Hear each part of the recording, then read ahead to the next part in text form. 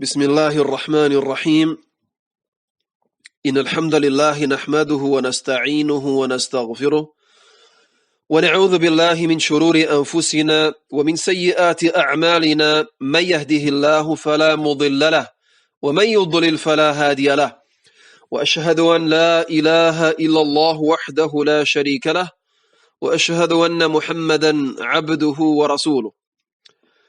Certamente que todos os louvores são para Allah. Nós o louvamos, a Ele imploramos o socorro e a Ele pedimos perdão. Pedimos proteção a Allah contra o mal das nossas almas e das nossas más ações. Aquele que Allah guia, ninguém o pode desviar. E aquele que desvia, ninguém o poderá guiar. E testemunho que não existe nenhuma divindade que tenha o direito de ser adorada exceto Allah, o único, sem parceiros. E testemunho que Muhammad é o servo e o mensageiro de Allah. Amma ba'd.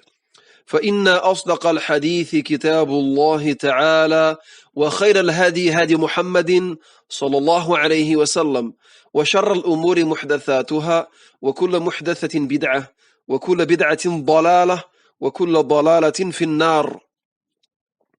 Isto dito, com certeza que a mais verídica das narrações é o livro de Allah e a melhor das orientações é a orientação do profeta Muhammad sallallahu alaihi wasallam.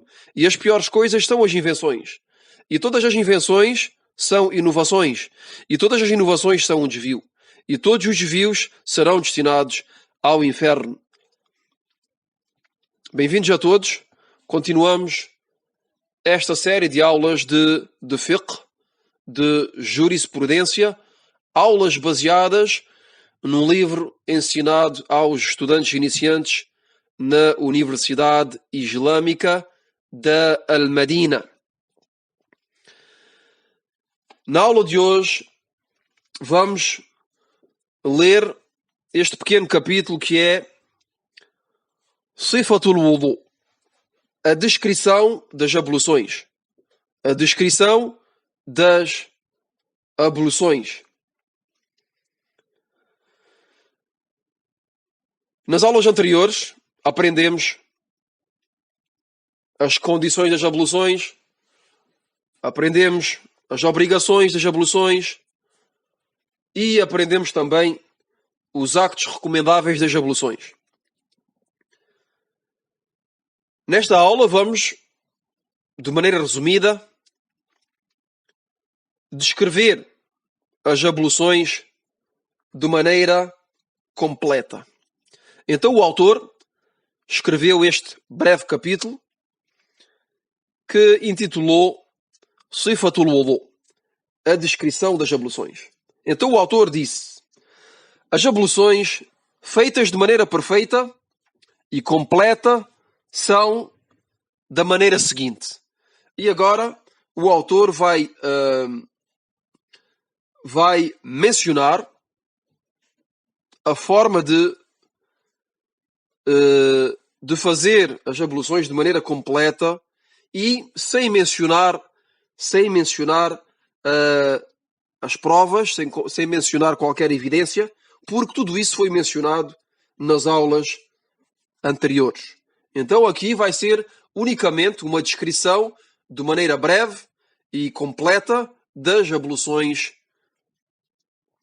Então o autor diz: as abluções feitas de maneira perfeita e completa são da forma seguinte. Em primeiro lugar, a niyya. Em primeiro lugar, an yanwiya al-wudu. An yanwiya al-wudu. Em primeiro lugar, ter a intenção de fazer as abluções. A primeira coisa a fazer é de ter a intenção, a niyya. Pois as abluções são uma ibada. As abluções são uma adoração. E, como foi mencionado anteriormente, em aulas anteriores, a Nabi sallallahu alaihi wasallam قال إنما الأعمال بالنيات. Veramente que as ações só valem consoante as intenções. Depois o autor diz, sabendo que a intenção é uma ação do coração.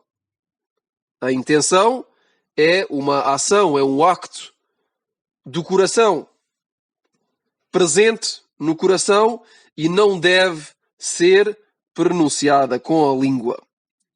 A intenção não deve ser pronunciada com a língua. E isto não é só no caso das abluções, mas sim para todas as adorações. Todas as adorações que fazemos, é obrigatório para nós termos a niya, a intenção. Mas a intenção, o seu local é no coração e não deve ser pronunciada. Não deve ser pronunciada em qualquer que seja a adoração.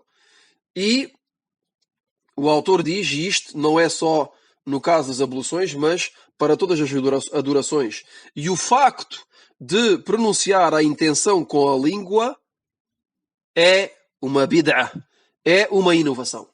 Então, o facto que a pessoa pronuncia a intenção de fazer algo com a sua língua, esta pessoa está a fazer uma coisa que é inventada, é uma inovação, é uma bid'ah.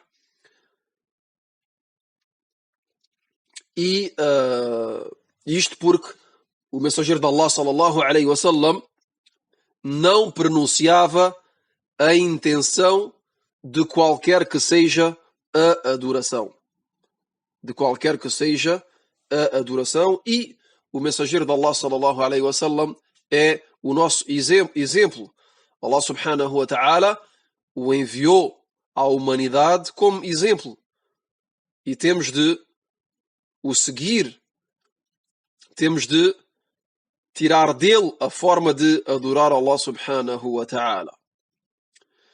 Então, como o autor diz, o facto de pronunciar a intenção com a língua é uma inovação, é uma bid'ah. Depois, dizer Bismillah. Dizer Bismillah. A pessoa começa por ter a intenção no seu coração, depois diz Bismillah. Depois, lavar as mãos até aos punhos 3 vezes. Depois, lavar as mãos até aos punhos 3 vezes.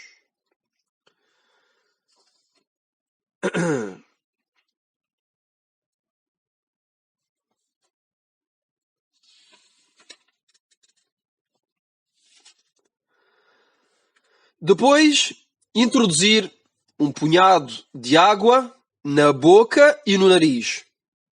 A água introduzida na boca deve circular ao interior da boca e depois deve ser cuspida.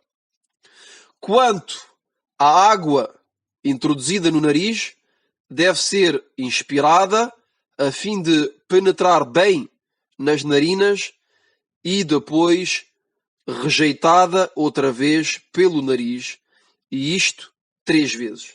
Isto é, a pessoa lava a boca e o nariz, faz penetrar água na boca e no nariz 3 vezes. Isto é, 3 punhados de água que são utilizados. O primeiro punhado para a boca e para o nariz, faz circular a água na boca, a água é cuspida, a parte da água que entrou no nariz é inspirada e depois é rejeitada pelo nariz. E isto é feito 3 vezes. Depois, lavar a cara 3 vezes. Depois, lavar as mãos e os braços até aos cotovelos 3 vezes. Depois, passar as mãos molhadas sobre a totalidade da cabeça, começando pela parte da frente, até à nuca. E depois voltar ao ponto de onde se começou, isto é, à frente. E isto é uma única vez, como mencionámos anteriormente, a cabeça, passamos as mãos molhadas pela cabeça uma única vez e não 3 vezes. Iniciamos pela parte da frente, vamos atrás e depois voltamos para a frente, sem levantar as mãos e sem molhar as mãos uma segunda vez. Iniciamos pela frente, vamos até à nuca e voltamos para a frente. Ir e voltar e depois em sentido e sem intervalo e sem molhar as mãos novamente, introduzir os 2 dedos indicadores no interior das orelhas. Isto é na continuação da passagem das mãos molhadas sobre a cabeça. Isto é, molhamos as mãos e com as mãos molhadas passamos pela cabeça. Iniciamos pela frente, vamos à nuca e voltamos para a frente. Quando regressamos à frente, e sem intervalo, sem molhar as mãos outra vez, e sem intervalo, e sem levantar as mãos e sem voltar a molhar as mãos, perdão, introduzimos os 2 dedos indicadores no interior das orelhas. Introduzimos os 2 dedos indicadores no interior das orelhas e esfregamos com os dedos polegares, esfregamos o exterior. Isto é, com os dedos indicadores, os 2 dedos indicadores, limpamos, esfregamos o interior das orelhas e o exterior das orelhas é utilizado, é limpo com os dedos polegares. Isto é, esfregamos o exterior das orelhas com os dedos polegares. Isto é, o dedo polegar da mão direita na orelha direita e o dedo polegar da mão esquerda na orelha esquerda e o indicador da mão direita na orelha direita e o indicador da mão esquerda na orelha esquerda. Com o indicador limpamos o interior e com os polegares limpamos o exterior das orelhas e isto é feito uma só vez. A cabeça e as orelhas são esfregadas uma só vez e aquele que quer mais detalhes que volte às aulas anteriores, que este ponto foi detalhado. Depois, e para terminar, depois lavar os pés com os tornozelos. Isto é, lavar os pés até aos tornozelos 3 vezes. Lavar os pés até aos tornozelos 3 vezes. Então esta é a descrição completa das abluções. Depois o autor diz, e se a pessoa se contentar de lavar os membros uma só vez, ou se contentar daquilo que é obrigatório, lhe será suficiente. Mas o facto de seguir a sunnah do mensageiro de Allah, sallallahu alaihi wasallam, é melhor e mais completo.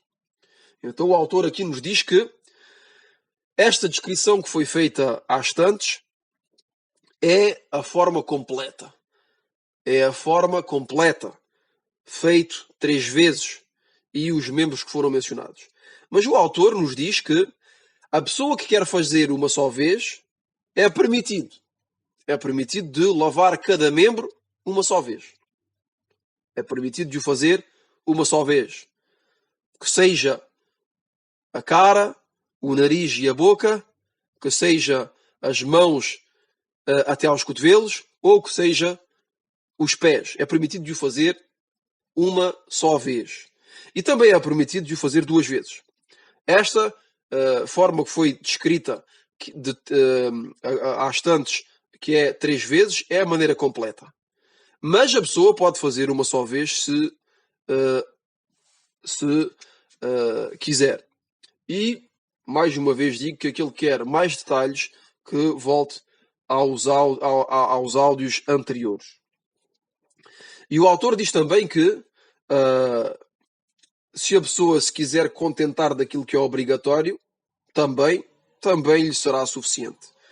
Aqui o autor nos fala daquilo que é, como vimos anteriormente, aquilo que é obrigatório nas abluções e aquilo que é recomendável nas abluções. E mais uma vez, convido aquele que quer mais detalhes a ouvir as aulas anteriores sobre estes pontos. Daquilo que não é obrigatório, que aquilo que é unicamente recomendável durante as abluções.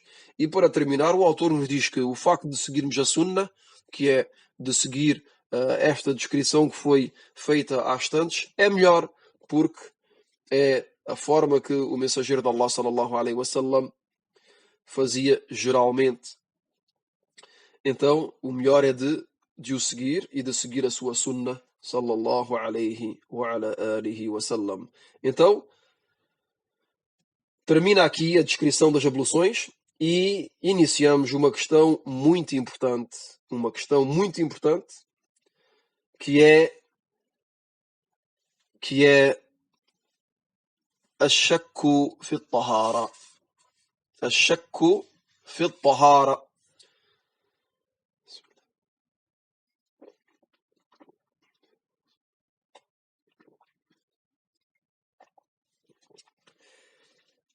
الشك في الطهارة, que é a dúvida na purificação. Este ponto é um ponto extremamente importante. Vamos tentar, bi'idhnillah, o traduzir e esclarecer. Então, الشك في الطهارة, que é a dúvida na purificação. Isto é, aquele que duvida se está em estado de purificação ou de impureza. Aquele que duvida se está em estado de purificação ou se está em estado de impureza. Se tem as abluções ou se as perdeu.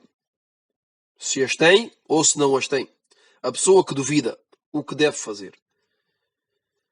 O autor nos diz que, nesta questão, há duas situações que são possíveis. Nesta questão, há duas situações que são possíveis.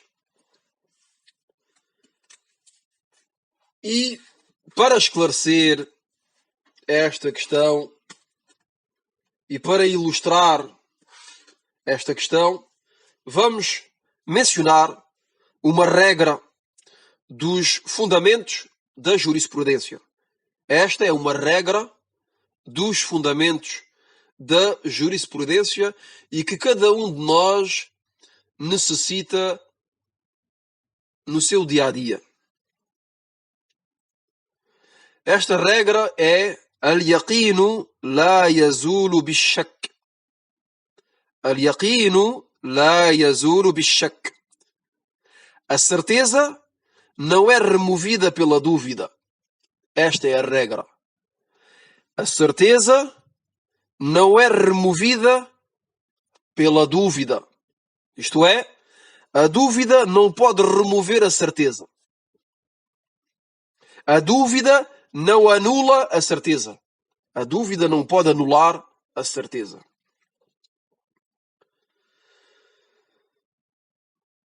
Então vamos mencionar as duas situações possíveis mencionadas pelo autor. A primeira situação é aquele que tem a certeza de estar em estado de purificação e duvida se está em estado de impureza. A primeira situação é aquele que tem a certeza de estar em estado de purificação e duvida se está em estado de impureza. Por exemplo, tem a certeza que fez as abluções. Tem a certeza que fez as abluções e duvida de as ter perdido. Uma pessoa tem a certeza de ter feito as abluções, mas duvida de as ter perdido. Neste caso, o seu veredito é que deve permanecer sobre a certeza. Deve-se basear sobre a certeza que é o estado de purificação e não dar qualquer importância à dúvida, pois a certeza é o estado de purificação e não poderá sair deste estado de purificação senão com certeza. Repito este exemplo. Nesta primeira situação,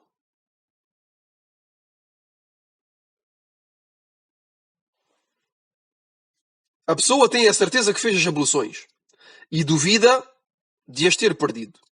Neste caso, o seu veredito é que deve permanecer sobre a certeza, que é o estado de purificação, e não dar qualquer importância à dúvida, pois a certeza é o estado de purificação e não poderá sair deste estado de purificação senão com a certeza.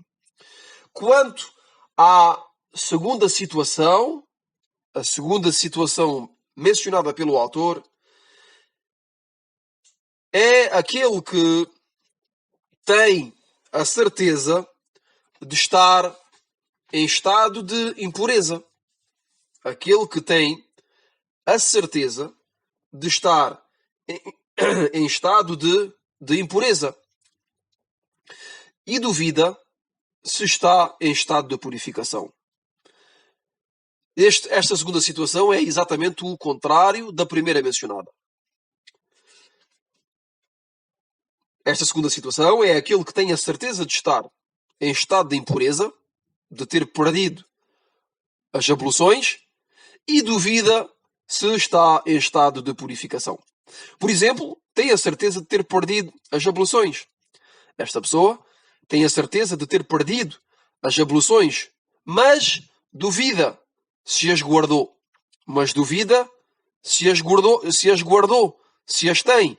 Neste caso, também, e mais uma vez, deve permanecer sobre a certeza e não dar qualquer importância à dúvida, pois a certeza é que está em estado de impureza.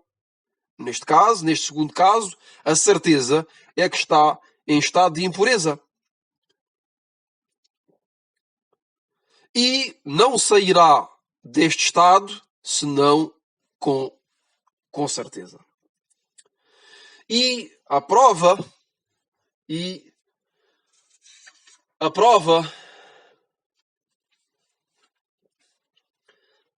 daquilo que foi mencionado pelo autor